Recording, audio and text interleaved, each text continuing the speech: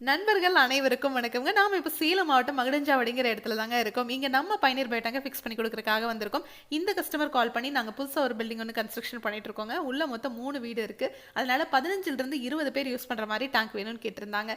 15லிருந்து 20 பேர் யூஸ் பண்றதுக்கு 3000 லிட்டர் போதுமானதுங்க. இங்க வந்தாச்சு குழி எடுத்துட்டு இருக்காங்க. ஒரு 5 அடி குழி எடுக்கும்போதே ஊத்து தண்ணி வர ஆரம்பிச்சிருச்சு. ஏன்னா சுத்தியுமே விவசாய பூமிங்க. இந்த இடத்துல எல்லாம் நீங்க கான்கிரீட்ல அதாவது செங்கல் மணல் வச்சு செப்டிக் டேங்க் கட்டுனீங்கன்னா அடிக்கடி நிறைஞ்சிரும். நீங்க லாரி வச்சு க்ளீன் பண்ணாலும் திரும்பவும் நிறைஞ்சிருங்க. ஆனா நம்ம பயணியர் பயோடேங்க் பார்த்தீங்கன்னா என்னைக்குமே நிறையாது.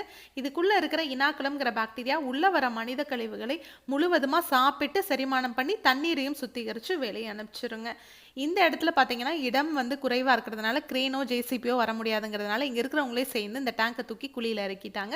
இதை பத்தி நீங்க இன்னும் டீட்டெயிலா தெரிஞ்சுக்கணும்னா பயனீர் பயோ செப்டிக் டேங்கிற யூடியூப் சேனலுக்கு போய் நாம் இன்ஸ்டால் பண்ணியிருக்க எல்லா வீடியோஸும் நீங்க பார்க்கலாம். தேங்க்யூ.